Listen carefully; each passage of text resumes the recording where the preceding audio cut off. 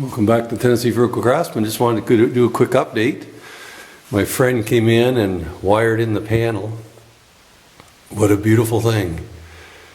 He did an excellent job here, very neat, even down to the point of labeling each one of these. He has a little machine that will generate very clear and crisp labels. So now my panel is all set. We just need to get the main power in here. But there's some other things I've been doing. I have got 60 sheets of drywall on my apartment area. I did the downstairs, just to kind of do a walkthrough here.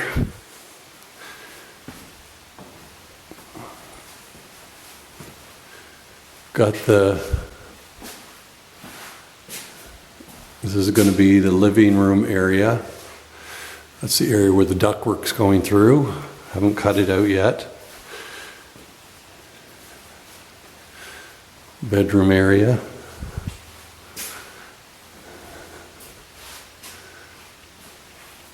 Now I put the seams in the middle so I could do everything at waist height, because this was an 8'6" ceiling. I know you can get stretch sheetrock, but when you're hanging this by yourself, the lesser the weight, the better. I've also started to do some mudding.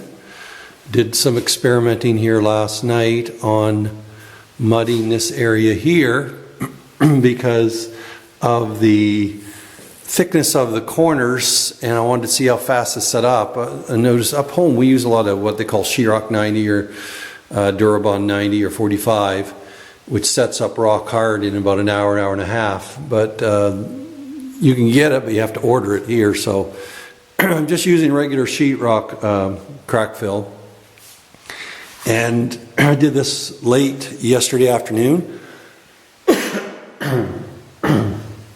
Excuse me. Late yesterday afternoon. And I mean, it's still damp, but I'm going to let it set because I've got to crack fill the rest of the areas here today. So it'll probably take me most of the day to do the first coat on everything. But I'm working here in the stairwell. Stairwell is pretty much buttoned up as far as all of the sheetrock and whatnot.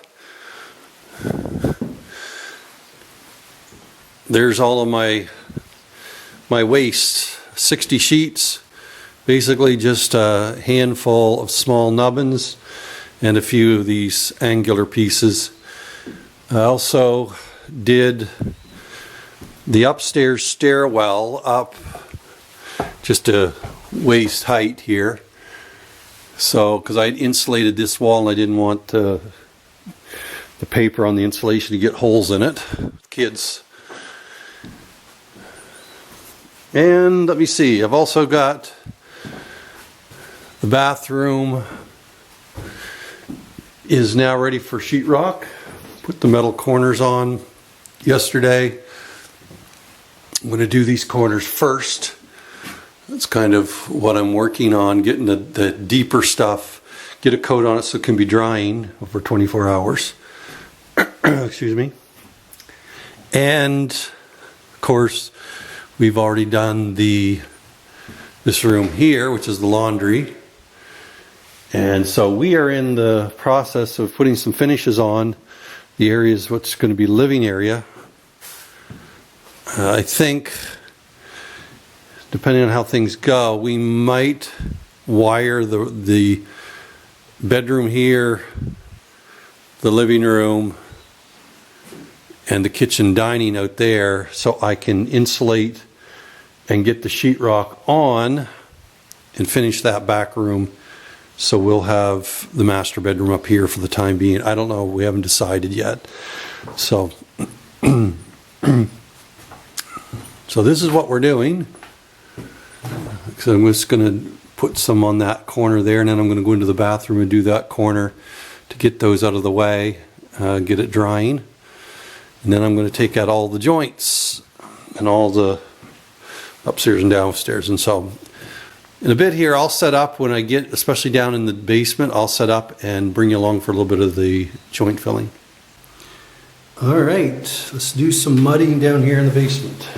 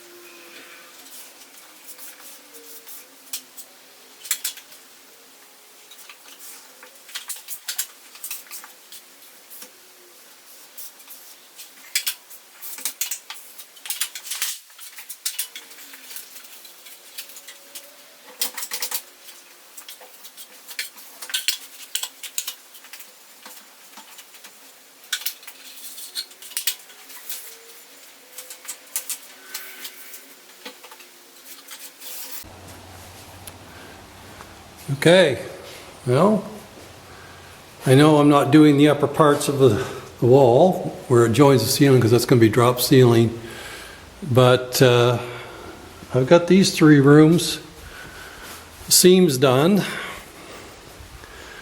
I'd already done that section yesterday of metal corners. I was trying to let it dry longer, so it's been drying for almost 24 hours.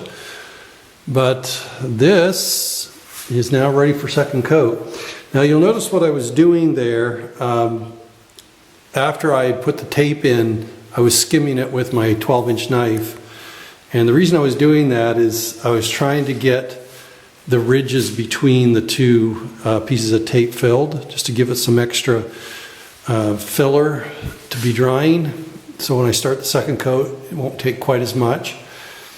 The big key, or the key to getting really good joints, and these are kind of butt joints, you know, butt joints here and whatnot, is when you put your tape on, make sure you squeeze out as much of the material out from underneath of that as possible.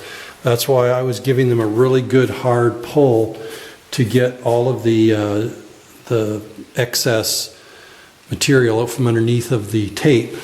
And that way you don't have to build up so much on your second and third coats. So it's been a while since I've done this, done crack filling, but it's kind of like riding a bike. You never forget. As long as you're physically able, you should be able to do it. So this is about the equivalent of, I think, give or take 16, probably 18 sheets of 12-foot sheetrock down here. And probably took me an hour or so to do this. So I'm going to go up and do the last room. I've got to do the laundry room. It's kind of rinse and repeat of what I've been doing here. But I wanted to show you the first coat anyway of what crack film is like. The nails are not a problem. You just put them on the nail heads and scrape off. But also I went and purchased a new crack fill knife, because when you look down across the edge of a crack fill knife, what will happen is they'll start to round. The edges get worn off on each end and you'll get a rounding effect.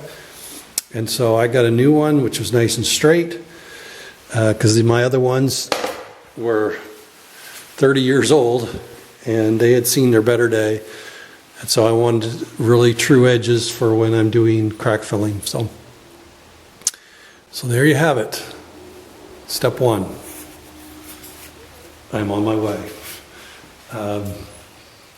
I have used so far, I'm into my third 3.5 gallon pail or box of crack fill. I'm getting the smaller boxes, they were on sale. One of the other things that you can do, and I may have noted this earlier, is to use the Durabond on the corners, which dries faster, but you have to find a place that actually stocks it. And it does slow down the process, because you have to mix everything and make sure that your material is extremely, and I mean extremely, clean, because once it builds up with debris, it'll just speed up the drying process and you can't keep your tools clean. So that's one of the interesting things, or good things, about using this particular joint compound, is it doesn't slow me down any, so other than letting it dry. So appreciate you joining me. If you would, please like and subscribe. Stick with me. We're doing a lot of work here on the homestead, and we're trying to get this thing live-in ready in the next couple months. So stick with us. Until next time, as always, you have a great day.